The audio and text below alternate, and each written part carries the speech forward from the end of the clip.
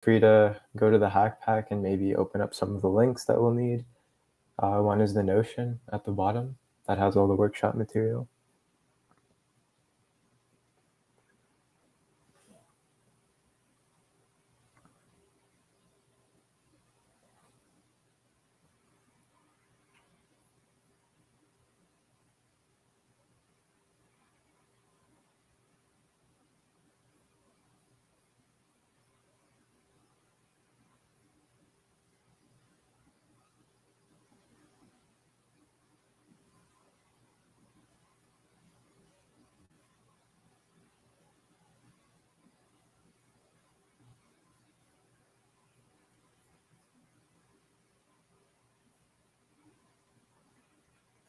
We're just gonna wait for like 1 more minute.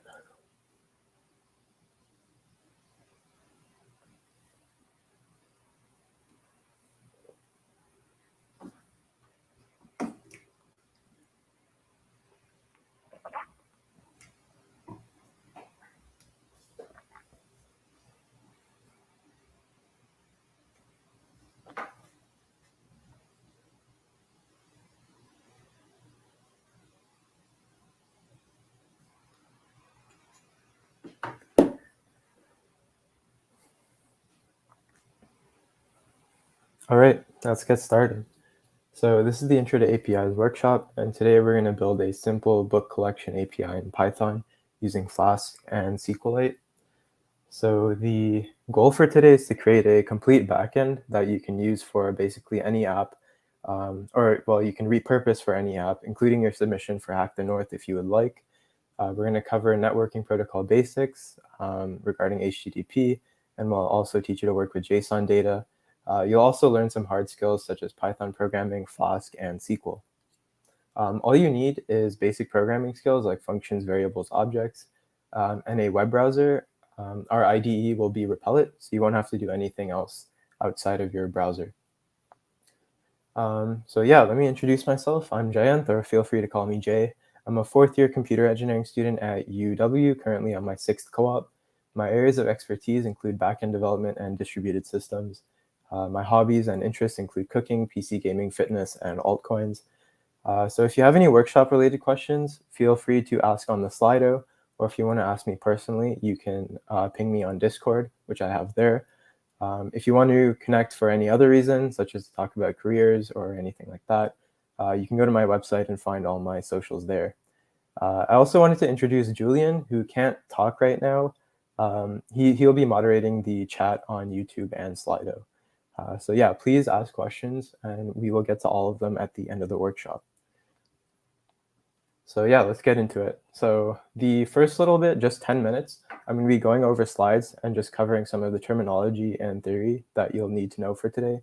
And the remaining 50 minutes will be completely full of coding.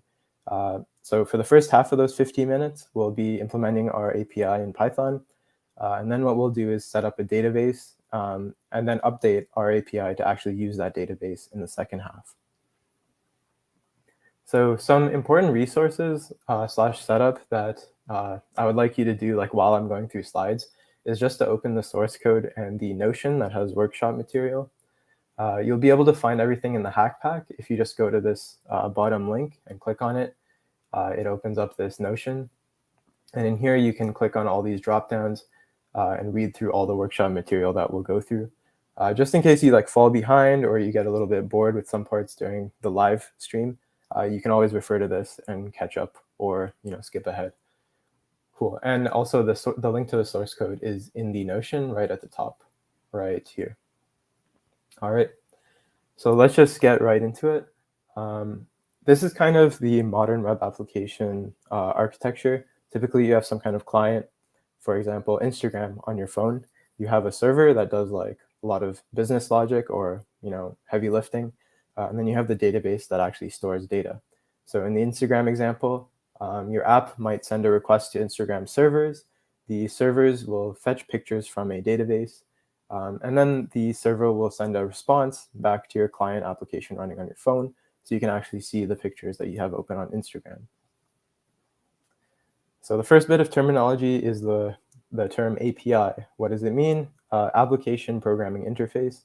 All an interface is it describes a set of functions that define how to interact with a piece of code. So in this case, our piece of code is a server application that we're going to run on a machine. And the functions define various set operations that the server is going to do for us. For example, in a book collection, you might want to create a book, delete a book, update the author of an existing book, or search for books out of your collection. But most of the time in the world of the internet, you don't have functions like you have in a single machine. You actually have to send requests over the internet. So how these work, instead of function definitions, you have URLs, or universe resource locators. So these follow this structure where, as you can see here, I have a base URL that says mydomain.api.com, and then you can define various resources or functions with a slash and then something. So here we have /books, and you can say like maybe that's a function to get books. And then we have /books/ID, where ID is a parameter, and in this function you might get a book with a certain ID. Similarly, if we were to make a movies API or add movies to this app, we might store all of those under the /movies route. So yeah, whenever I say route or endpoint or URL, I'm referring to this idea here. Cool, so let's get into HTTP, which is the Hypertext Transfer Protocol. The TLDR of this is that there's 4 big methods that you need to know: get, post, put, and delete. Get is for getting data, post is for creating data, put is for updating data, and delete is for deleting it. So anytime you define a route or URL to perform some function, you also need to assign a HTTP method to it. So for example, you have /book/ID on the slide, and the first one is a get. So that implies that that function or that URL will get a book for you. But if you call the same one with delete, as you can see on the second line, now this implies that you're actually deleting the book from your collection and from your database. So basically, these methods make it very clear what a request is supposed to do when you send it to a particular URL. HTTP also has a whole bunch of rules that I won't go into because they're slightly out of the scope of this workshop, but they're important to follow because things like web browsers, which you often run your applications on, obey the HTTP protocol. So if you break some of the rules, it's possible that you might corrupt some of the data in your database, or you might get duplicate data, or you might get a lot of unexpected behavior. So if you actually go to the Notion and you just read some of the stuff I have in part 1 under HTTP down here, or APIs, URLs, HTTP, and REST, there'll be a few resources for you to read over these rules.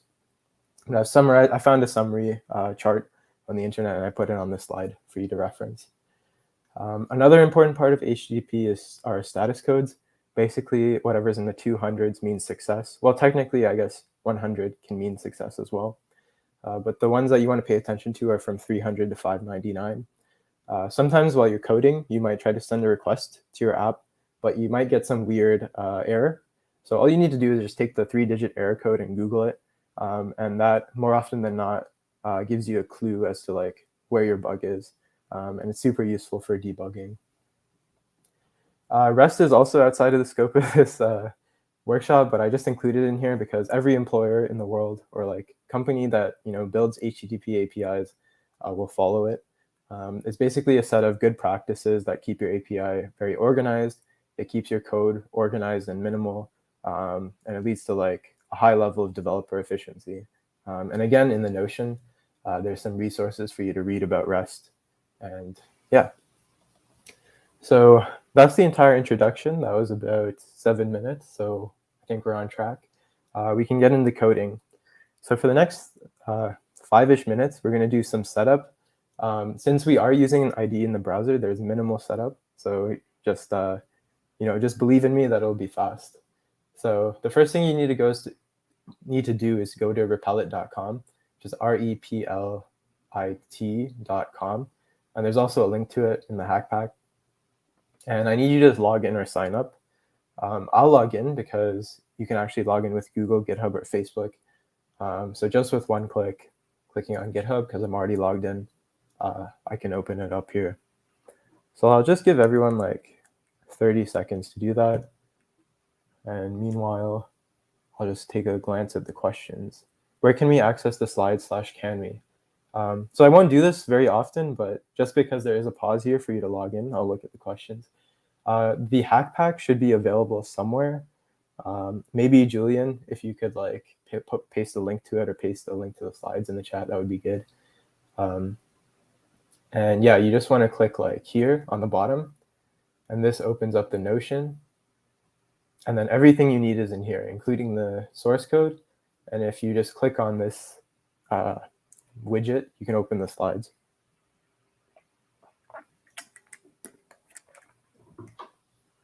All right, so I'm going to assume everyone's logged in by now. First thing you need to do is create your development REPL. We're going to create two, right? We're going to create one to build our API, and then one for testing that will act as our client, and we'll send requests from the client to our API, just so I can show you that, or just so we can verify everything's working properly. So you click Create REPL. Of course, we're going to use Python, and mine will be called htn-api for Hack the North API. You probably want to use the same name just to like keep things very clear if you're following the workshop. And you just create that REPL. And the second one, this time when you create the REPL, you're actually going to click on this Import from GitHub button. And the source code, which is right here in the Notion, just copy the link to the source code and paste it right in there. And then don't click Connect on GitHub, click on Import from GitHub. And let that do its thing. So I have two open. This is the Python one, which has main.py. And then there's the source code one, which has a whole bunch of stuff. If you're ever confused as to which one I'm in during the workshop, just look at the one with fewer files. That's the one I'm working in. The one with a bunch of files is the source code. Cool. So now you need to do two things to your development one. So I'll call this the development REPL, and then this the test REPL, because we'll be sending requests from our test REPL to the one that we're developing our API in.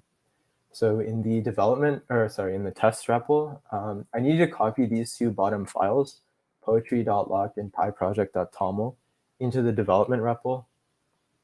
So all you have to do is click add file and do poetry.lock and just paste that in. And then you take the pyproject.toml and do the same thing, pyproject.toml, paste that in there. And this part is very important, not in the console, in the shell. So you can click on console or shell and you can see the interface changes a little bit. So in shell, you just type poetry install. So all this does is install some dependencies for some of the database stuff we'll do later. So while that's going, you can actually go back to the Notion and feel free to I actually encourage just keeping the Notion open and going through the parts as we do them in the workshop. In part 2 for setup, there's launching the Flask API. Just copy this code snippet right into main.py in your development REPL. And so you can see this installation succeeded, so I'm just going to hit run. So run will run main.py by default. If you want to run another file for any reason, in the shell, you can just do Python 3 file. But just clicking run is fine. This first run will take a while, but all the future ones will be very fast.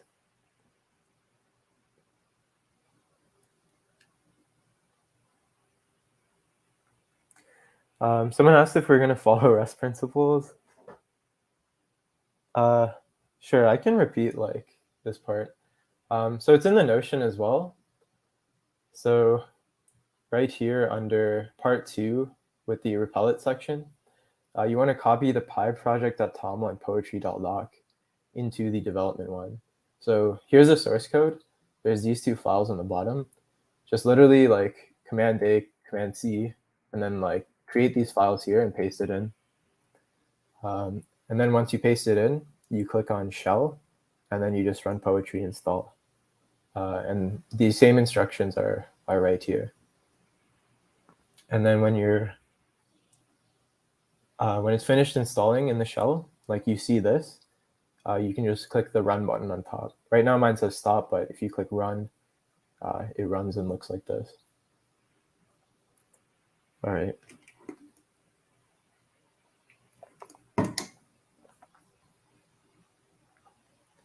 So I'm going to assume everyone's somewhat on track or keeping up.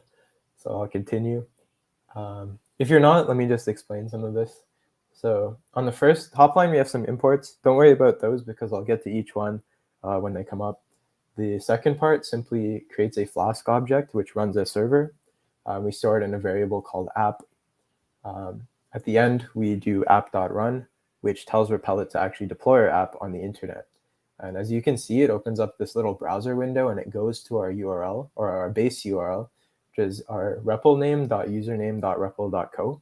And it sends a GET request to the base URL. So here we've actually defined a route or our first API endpoint / function. It's not /books like we saw on the slide, it's just /. So it's our base URL. And all it does is it returns the string hello. We're actually going to update this to, so here we'll actually add a whole bunch of routes for getting, creating new books, updating books, and deleting them. And we'll be using this little code snippet here. And as you can see, you can define the HTTP method right at the top that corresponds to your route. Cool. So the next part is to add book data, which will simply be in part 3. You want to copy this books dictionary right into the Python code. So here, note that we're not using any kind of database or file to store our books. We're just storing them in memory. If your API shuts down, anything you did to these books will not be persistent. When you restart your API, you'll get these again. So yeah. The first thing we want to do is actually return all the books. So why don't we update this to return books? And as you can see, REPL will try to automatically restart your API. So mine automatically restarted, and you can see this. If it ever stops, you can just click the run button on top again. So as you can see, all this book data is displayed in the browser in this very wonderful format. This format is actually called JSON, and these things between curly braces are JSON objects. So how objects work is that they are key value pairs. So here you can see we have a key called author and a value of J.K. Rowling, a key of ID and the value of 0, and so on. And this is wrapped in a book object. And in total, we have 3 of these book objects. Then you have an outer JSON object that stores all our books, where the keys are the book IDs stored in strings. So you can see the key of 0, 1, and 2. So in JSON, generally, you have objects and arrays. And then in objects, the keys are always strings, and the values can be integers, float, none, Boolean, other objects, or other arrays, and probably some other more primitive structs. If you don't totally understand this, don't worry. You'll see it enough, and you'll just get used to what the format looks like. One thing is that sometimes, so here Python is actually able to translate this dictionary into JSON for us, but oftentimes it won't. So just to be very clear and make sure it actually performs the translation, I usually call JSONify, and then I put the object that I want to return. And all JSONify does, it translates primitive Python objects to JSON. So here you can see that this is a REPL thing. Sometimes if you make too many changes, it can't automatically restart the API, so it just dies. In that case, you just hit run again. And as you can see, our result didn't change at all. Cool. So let me move on to the next section. So as I said, in your functions, you can add parameters. So let's try to return a book given an ID. So here I'll create a create book function that takes an ID as a parameter. Note the parameter is string, so you'll actually have to convert it to an integer. And I'll call this. Oh, also you don't as a best practices sort of thing, you should also add the variable to this string up here, just so it's easier to read what these functions do. And yeah, instead of returning all the books, now I'm going to return the book with that ID. So what you want to do is convert it to an integer, and then access it like you would with an array or a dictionary. So our server died again, so I'm just going to restart it. And Unfortunately, you can't modify this URL that's in this window. So here we'll use our testing REPL to send some requests to our API. So in here, I have a file called getRequest.py, and by default, I commented out this other stuff. So you should just see that I'm sending this request to my API and then /0. Here you can just kind of get rid of that.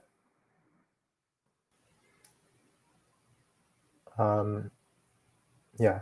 So to actually run getRequest.py, again, you don't click run on top. Oops. You don't click run on top. You click on shell, and then you do Python 3 getRequest.py. So what happened is that it ran this code. We're using the request module, and we're using request.get to send a GET request. And this Python code running on this REPL server goes to my URL, my base URL, and then the /id route, which I've defined right here. It passes the ID of 0, and then we are able to access the book with ID 0 and return it. And then we send that response back containing JSON, which is right in this response variable.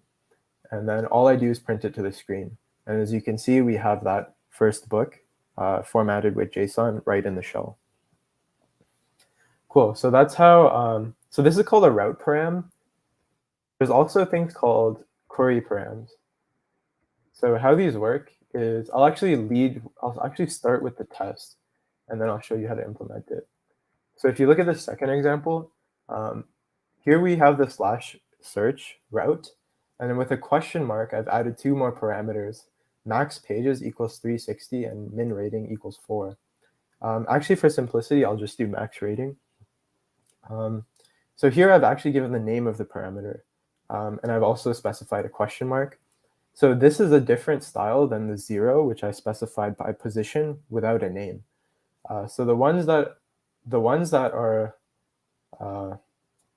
like our ID here, passed by position, are called route parameters, and the ones you pass by name, like max pages, are called query parameters. And the latter are typically used for filtering/searching on on arbitrary like fields. So how do you access that? Well, you actually do request.args.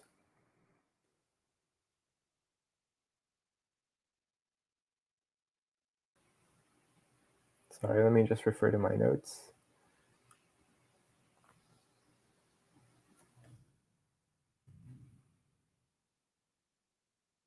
Yeah, so what we want to do is we want to return every book that has fewer pages than the max pages specified by the query. So what I'm going to do here is to call this one search, put it at the /search route. And then what we're going to do is have an array called like result. And then I'll go through each book, see if it has fewer pages than our max pages. And if it does, I'll include it in our result. And then at the end, we just return the JSON of the result. So how you can do this is for book ID in books. Then you grab the book by accessing the books dictionary. And then if the book's pages is less than or equal to max pages. So how you access a specific argument by name is you do request.args.get. So actually, just to make it clear, I'll just write it like that.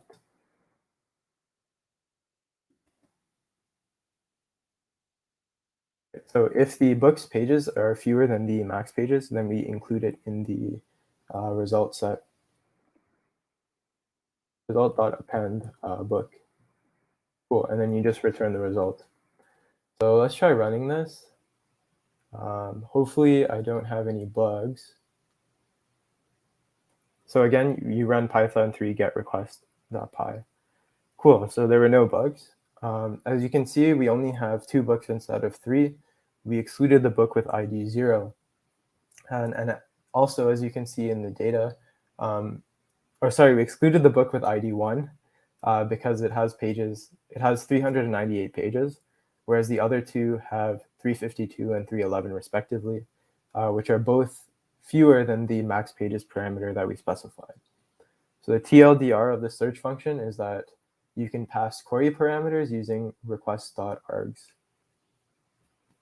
And that finishes off the get request section. I think we are still on pace actually, which is great. I felt like I was going a little slow. So next we're going to do post requests. So with post requests, you use them to create resources. Thus, we'll create a function called createBook to demonstrate this. Again, so here I'm actually using the same route as this get function that gets all the books, but I've changed the method to post. So now if someone sets a post request to slash, it'll go to this function instead of the one up there. So I can show you the test first so you know what we're doing here. So yeah, we send a request.post request this time instead of get to our base URL. And then we actually pass some book data. So the way requests work is that they have a header and a body, and the body can contain a decent chunk of data that you can use for creating objects in your database. So here in the body, we'll actually pass some JSON in the form of this Python dictionary called book1. And this book1 variable contains the information for the book 1984. So let's implement this. So how do you actually access the request body? All you have to do is book, or I'll call it new book equals request.json. And this will get the data that was passed to the request body into a regular old Python dictionary called new book. And then what I'll do is books new book, and then you grab the ID field of the new book equals new book. Right, so I think 1984 has an ID of 4, so it will be added to this dictionary. So we'll have 0, 1, 2, and then 4, and we'll have 1984's data. And then just so we can see this change happen, I'll just return all the books, JSON if I books. For some reason, there's an issue here. Oh yeah, I call this one create book at the top, but it's actually getting a single book. So I'll just change that, the name of that. Cool. So we should be able to run this. And this time, we're not going to run getRequest.py, we'll run postRequest.py. And yeah, as you can see, our request succeeded. We sent the information for this book 4 to our API, and it added it to its own dictionary, and then it returned all 4 books back to us. So that worked out really well. And the last 2 things we're going to do before we add a database is we're going to do a put and a delete route. So I'll start with put first. What we're going to do is pass an ID, and we'll write a function that changes the author for a book. And then here we do a ID. And what I'll do is I'll actually send the author in the body of the request. So then we'll have author data equals request.json. So we read the body just like we did in the post request right here. And the author data, I'll just show you what the test looks like. It has the author as a key, and then it has author as a key, and then the author's name as the value.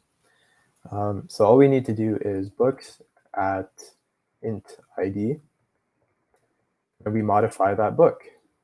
That book's author field, actually, is what we modify. And you set it to author data, author. Let me just double check my notes to make sure we are doing this right. Yep. And then just to prove that it worked, I'll just return that book back to us.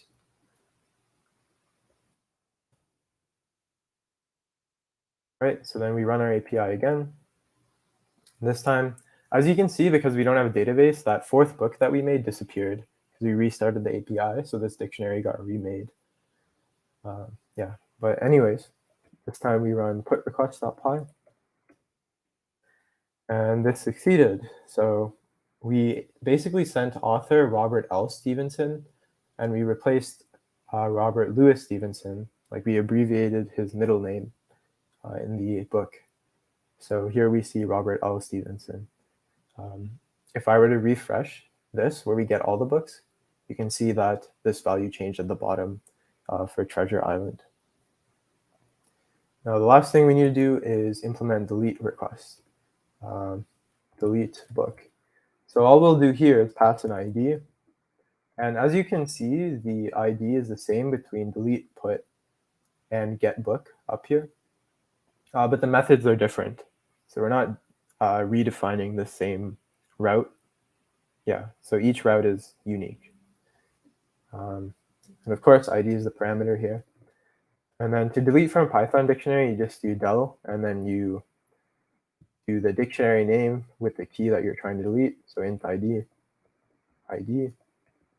And then just to prove that it works, I'll return all the books again. So here we run the API. This time we run delete request.py. And yeah, as you can see, we sent the request to, we did request.delete, and we passed 1 as a parameter. And as you can see with the list of books we got back, we're missing the book with ID 2. So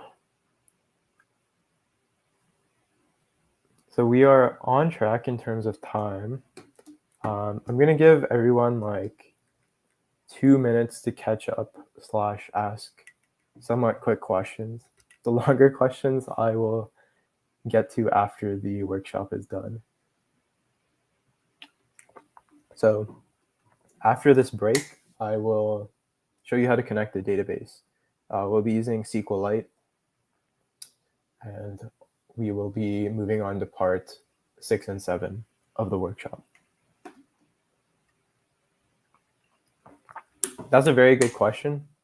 What if you have a key with that ID already? So for example, if we do create book, and then this new book has an ID that already exists in the dictionary, what will happen? So what will actually happen is that this code will overwrite the book that previously exists with that key.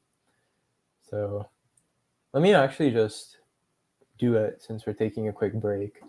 Why don't I set this ID to 1, restart the API.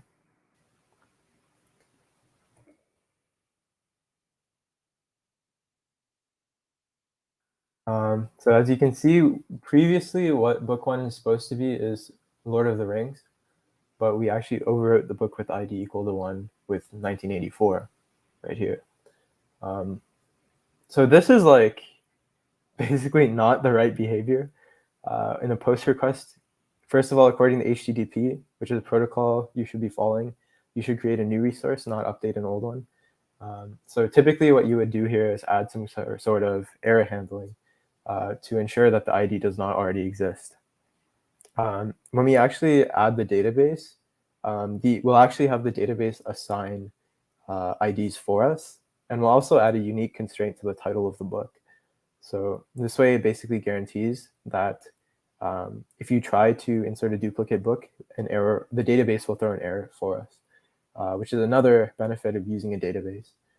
But yeah, for all this code that I have here has like basically no error checking. You'll actually notice that in the Notion though, for example, if I go to post request, there is some error checking. So right here, a book with that ID already exists. So yeah, when you make your submissions for Hack the North, make sure you add error checking. All right, so that ends the break. So we'll move on to part 6. And by the way, if you want to use CockroachDB, which don't do it right now, but if you want to use it like for your submission, there's some instructions on like how to connect to it. And there's also some code in the source code for how to connect to it. But it takes like longer to set up. So we're going to use SQLite for this workshop. So please follow the SQLite stuff that I'm doing now. Cool, 25 minutes left. So what we're going to do is I need to copy two files from our test REPL to our development REPL. The first one will be books.csv. So just Control A, Control C that entire file, and then add books.csv. And then the second thing you need to do is grab the seed_data.py file. Command A that whole thing, Command C that whole thing, then, and then create seed_data.py, and then paste it right in there. I'll briefly go over what this does in a second. So here, I actually want you to stop your API, click on shell, and then Python 3 seed_data.py. And a successful run looks like this. If it didn't succeed, you probably didn't copy books.csv correctly. But other than that, you should just see like commit and then a bunch of SQL statements. Actually, like, yeah, these three commit statements, like so. You'll also see this booksdb.sqlite file that pops up. Do not try to edit this file because it will corrupt your database. But that's what SQLite is. It's actually just a file that lives on your server. So this way, if your API restarts for any reason, your books will be persisted. Of course, having a database in a file is not as good as an external database like Cockroach. So please feel free to I encourage you to use an external database for your actual Hack the Noise submissions. But for this workshop, SQLite works just fine. Yeah, so in case you need a debug, let me just introduce you to the CLI really quick. So in SQLite, you can do, or in REPL, in the shell, you can do SQLite 3, and then it opens the shell for you. And then you can do .open, and then the name of your database file, so booksdb.sqlite. Unfortunately, it doesn't say anything when you do that, but after you've opened the file, you can run SQL statements right on the database. So I can do select star from books, and sorry, the formatting is a little ugly, but it's basically printing the 3 books that I've stored in the database. And there's probably some configuration to show the titles of the columns, but here it's just showing the rows, the value rows. But yeah, in the Notion, I actually have like a full SQLite CLI reference here, SQLite syntax, also Pony ORM, which I will introduce you to right now. So let me make sure I'm not missing anything. Okay, yeah, I'll go through what the seed_data.py file does. This way you'll kind of understand what Pony is. And then once you understand Pony, we can update all our API routes to use the database. So how Pony works is you create a class in Python called book. And this book represents the books table inside the database. So if you were to create a new book object in Python, like you literally did, book equals book, like that, which is creating a new object, that would actually create a row in the database where a new book will have its data stored. You can also do like book.select, and I'll go through this like during the workshop, but I'm just like showing some very brief examples here, so don't worry about like if you don't remember this. So yeah, we'll do everything through this book class. The other thing you need to know about Pony is that there's this @dbSession thing. Anytime you use the book object, you should do it in a function.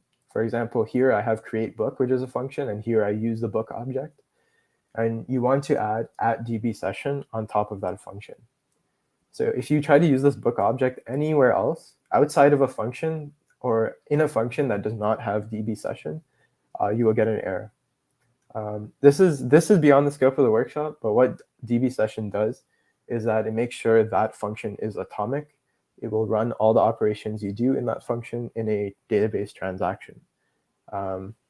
If you want to learn more about this, I'm pretty sure I discussed what a transaction is and / what atomic means in the Notion. So feel free to just scroll through here and take a look at that.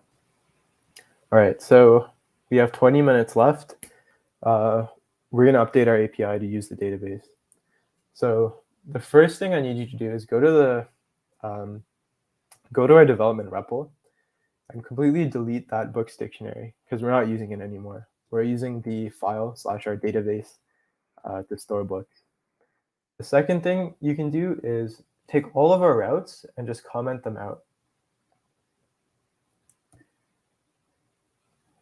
And what we'll do is I'll uncomment each route, I'll update it to use the database, and so on for each of the routes, and that will be the end of the workshop.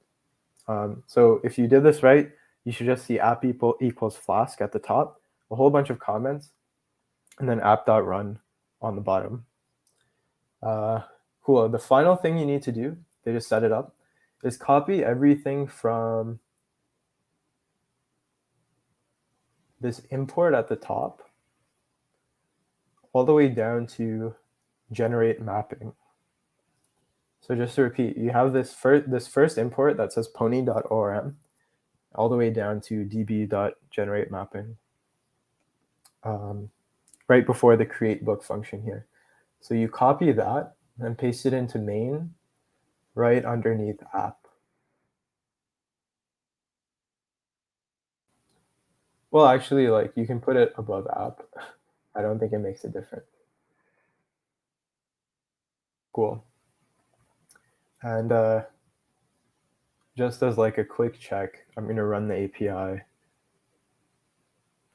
And if you copied correctly, you will see that you get this simple SQL statement and there's no errors.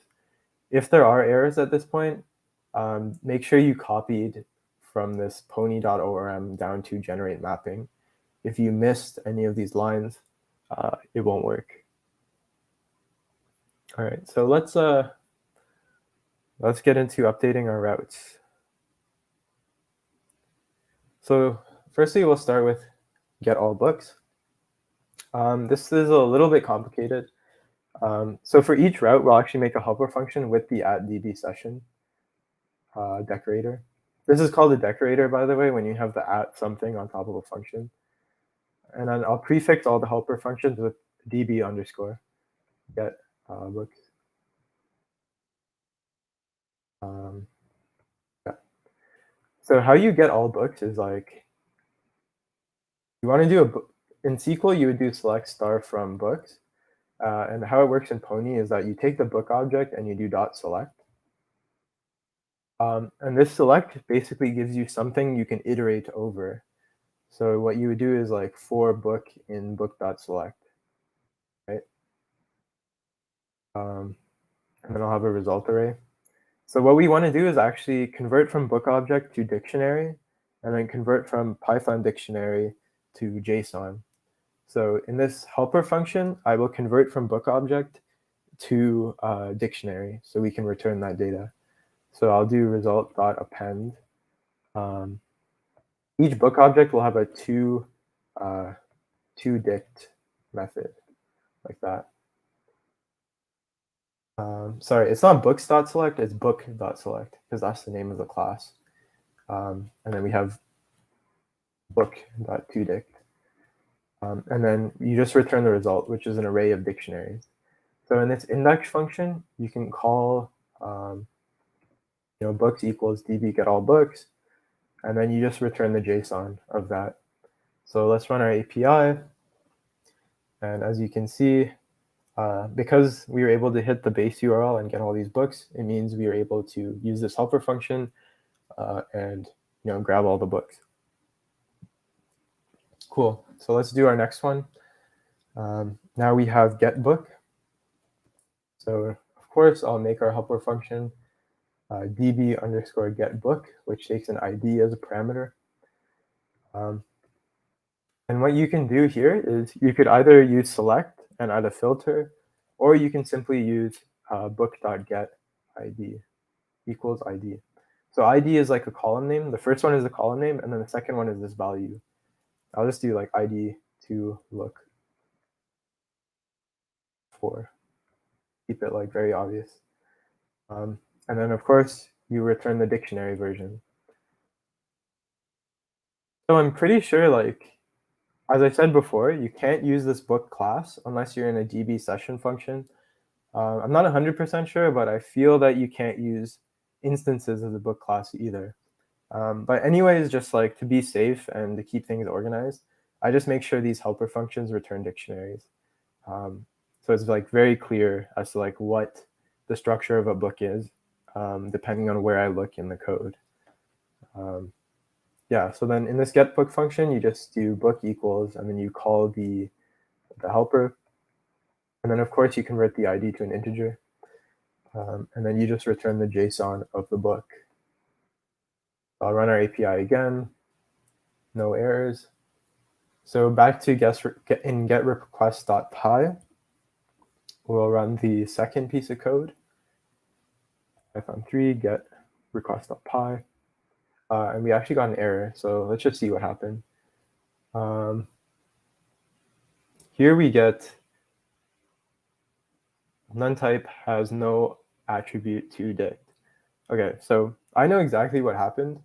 What happened here is we sent a get request to get an ID of 0, right? The thing is, if you look at all the books in our database, there is no book with ID equals to 0. They start at 1 and go to 3. So thus what happened is it tried to do book.get. It couldn't find the book, so it just returned null. And then we did null.toDict. So we got this error. And that's generally fine if you get errors because there is no book with ID 0, so we should return some sort of error.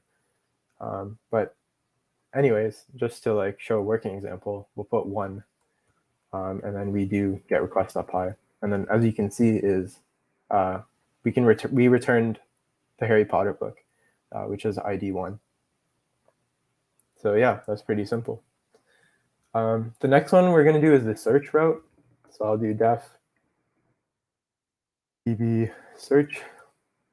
And then of course we had max pages from before, and we add the db session operator. Cool. So how this works is like now we're going to use like, select star from book where, pages is less than or equal to max pages. But we have to write it in our Python using the book object. So how that works is it's book.select. And then what you do here is you want to, I won't discuss like this Python, what a lambda function is if you don't know.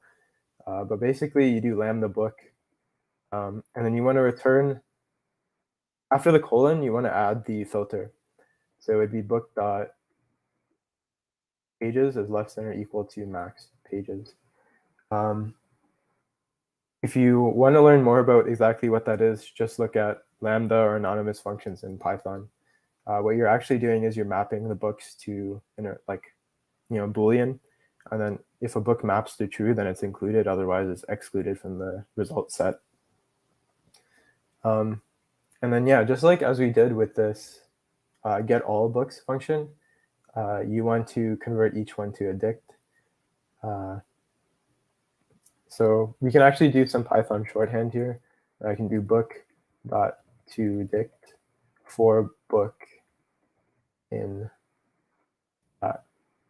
And this shorthand basically does the same thing as, this for loop up here with the result object. So yeah, all we do in search is that we want to call the function db search. We have to grab the max pages value from request.args, request.args.get max pages. Remember to convert it to an integer. And then you want to return the JSON of books. So here we run our API. Hopefully we have no bugs.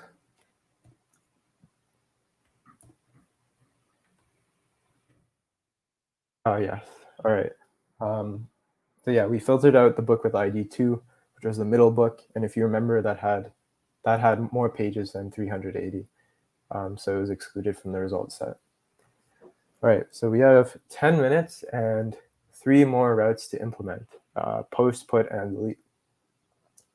So with our post method, again, I'll write the helper function, def db underscore create book, and I'll pass the, well, actually, this one will be kind of long because we have to pass like the title, author, rating, and pages.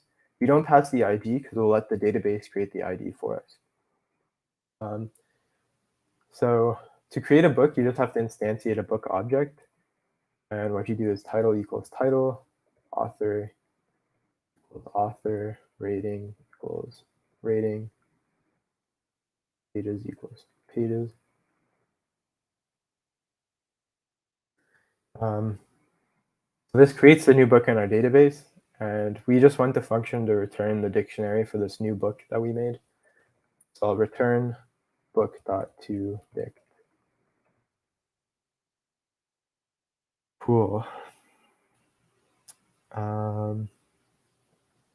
Yep, so all the create book route function has to do is call our helper, book equals that.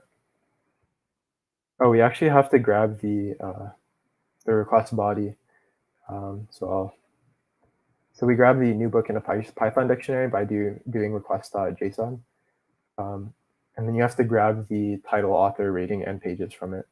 So we have new book title, new book author, new book rating, and new book pages.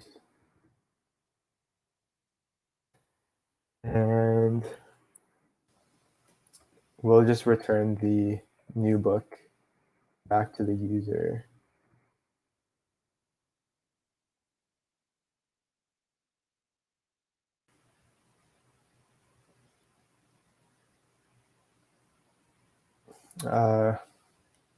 Sorry, let me just look at this. Yeah, we actually want to return the book that was created by the database, which is book, because it has an ID assigned to it.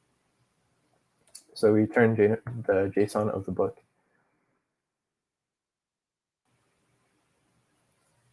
All right, so hopefully this runs without bugs as well.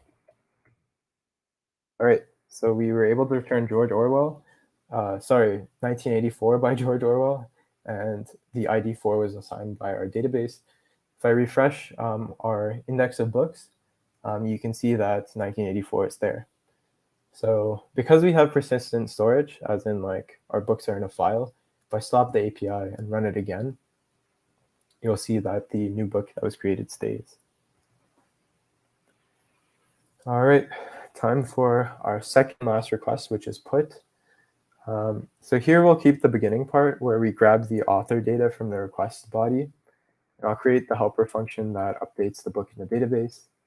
So we have db session, def db update author. It takes the author and the book ID.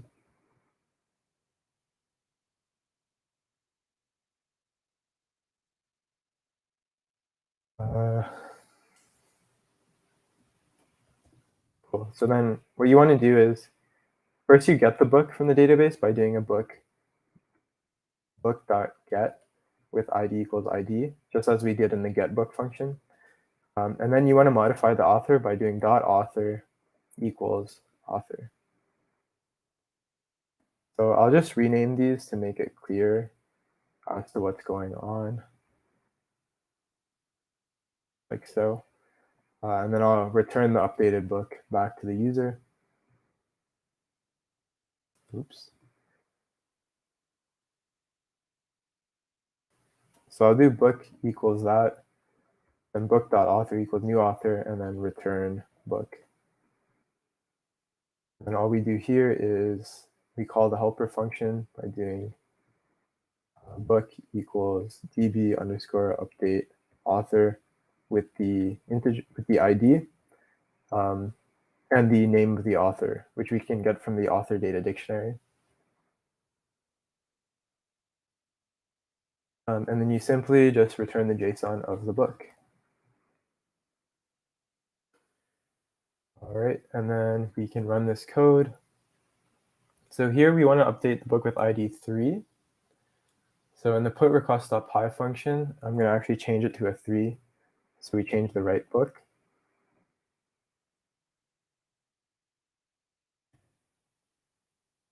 I got an error, which was bound to happen.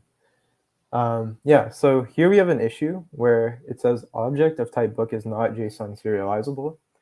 So if you caught my mistake, is that book.get returns a book object, and then this db function returns a book object, and then tried to JSONify the book object. And as I said earlier, we want to JSONify Python dictionaries. So you want to return book.toDict. And then now this function returns a dictionary, and then we can JSONify the dictionary and return it back to the user. So I'll restart our API. Yeah, go to the other tab and run put request again. And as you can see, we return Robert L. Stevenson instead of Robert Louis Stevenson. This actually refreshed for us, which is great. And yeah, the author of Treasure Island is now Robert L. Stevenson. So the last method to implement is delete, which is very simple. All you have to do is call book.delete. So we'll create our helper function, db session, db underscore delete book. And it'll take the ID of the book to delete. First, we get the book doing book.get, ID equals ID. Then you call, well, actually, what I'll do is I want to return the book that we're deleting back to the user, which might violate some REST principles if you know those, but I think it just makes it clear as to what's going on. So I call this book dict, and I'll actually save it. Actually, I'll do book. So book is a book object, and I'll do book dict equals book.toDict. Now we'll delete the book by doing book.delete. And then we return book dict. You might be asking, like, why did I do things in this really weird order? Well, what happens when you call book.delete is that the book object will become null because you've deleted it from the database. And that's this book on line 95. So if I tried to call, book.toDict down here, I would get an error because the book is null. So what I did was I saved the dictionary in this book dict variable before I actually deleted the book object. And then I returned the dictionary back to us. So in the delete book route function, you call the helper with an integer ID. And then we return the JSON of, book equals that. And then you return the JSON of the book. So yeah, let's run our last test. We're going to delete the book with ID equals 1.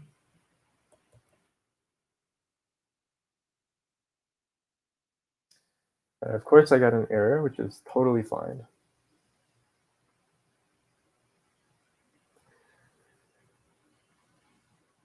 I'm not entirely sure if I started my API. Okay, yeah, I didn't start it. So yeah, I just returned the deleted book back to us.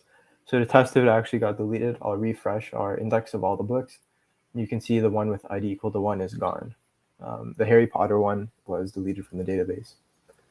And that basically concludes the entire programming section of the workshop.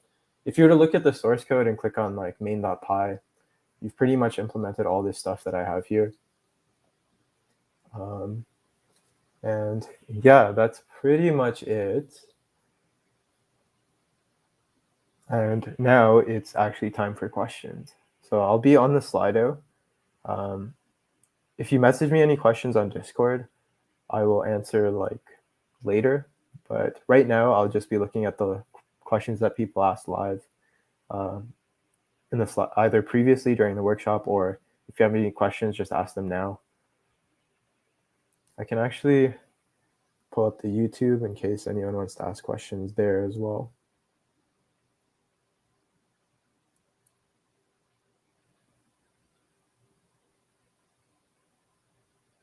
Oh, questions are off. I mean, comments are off on that.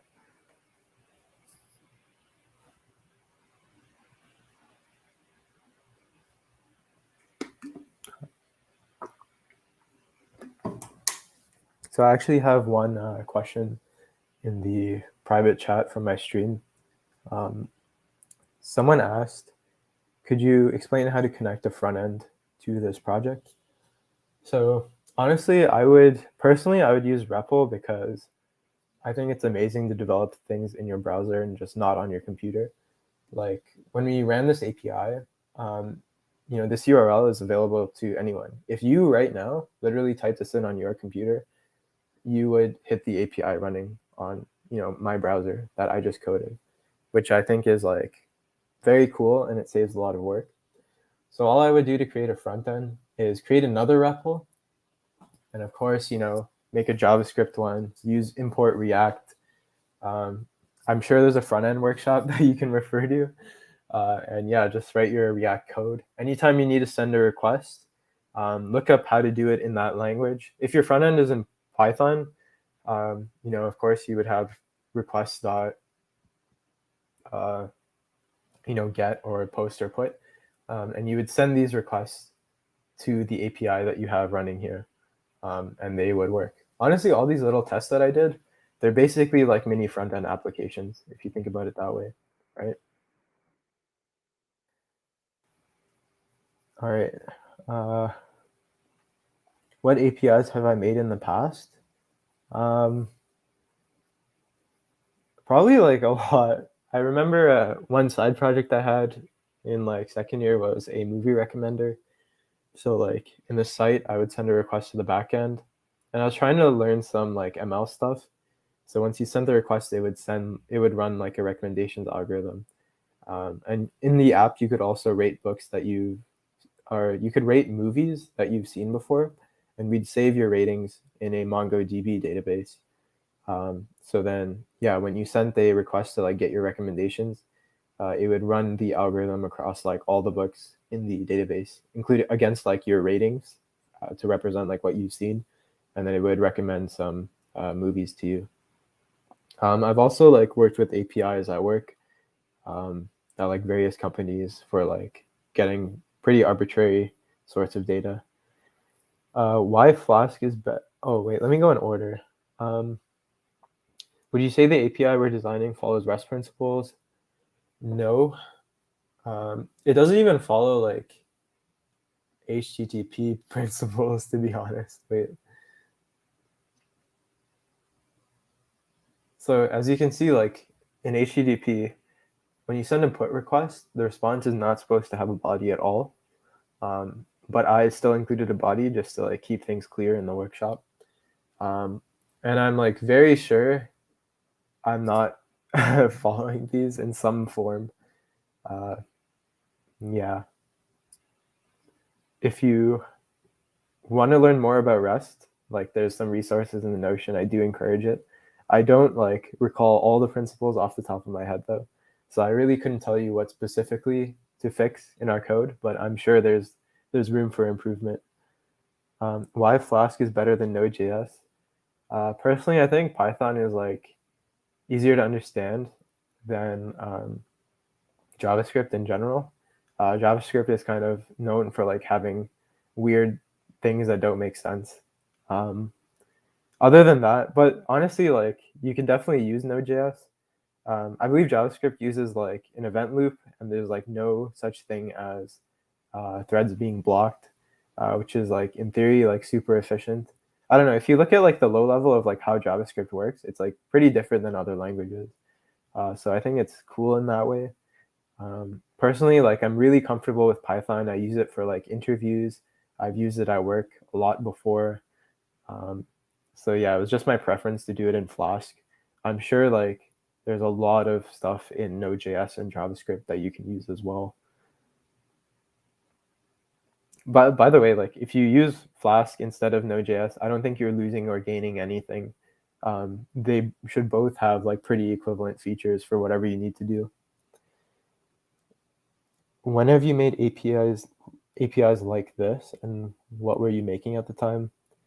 I mean, I kind of went through my side project example before, but like I can talk about one example from work. I worked on like ads. People like created ads for their product. So of course we stored like, ad data in the database, including like things like how many clicks, an ad got and things like that, or like metrics. So of course we had an API for like creating a new ad or like getting an ad to display on the front end website. And this was actually made in Ruby on Rails, and Ruby was not hard. And Ruby and Rails is like, so that I would say is like somewhat different than Node.js and Flask. Ruby on Rails has a lot of like unique infrastructure and like scripts and like file structure. It's like a lot to digest, but I feel like in Python and Node.js, you just write these like route functions and it just works. But in Rails, you have to pay attention to like a bunch of other stuff like database migrations and like, well, I don't know, a bunch of random stuff. When using APIs, would it be better to send multiple calls for large amounts of data or use fewer calls? Multiple calls always. You never want to send. I'm sure there's a limit. Once you hit that limit, you won't be able to send a single request to your API because it will take too long to send that data over. So your browser or your phone will just get a timeout, and your request will fail. So you always want to use multiple calls. Generally, when you have large data sets, every company will paginate the data. So you pass like, in your query parameters, you can pass like, and start page equals 1 and end page equals 5 or 4 or whatever. And then in that way, when people in your app, send requests over, it's just like, Google search results. They're paginated on the bottom, right? They don't return like a million results at once. It's like when you click that next page, then it gets the next chunk of stuff to show you. Cool. So that's all the questions right now. Of course, if you have any problems with the source code, if you can't get like something running, I know I didn't show like how to set up Cockroach, but if you can't get that up and running, feel free to message me. Yeah, that's it for the questions. Oh wait, there's one more question, a last minute question. Wait, this is the same question as before.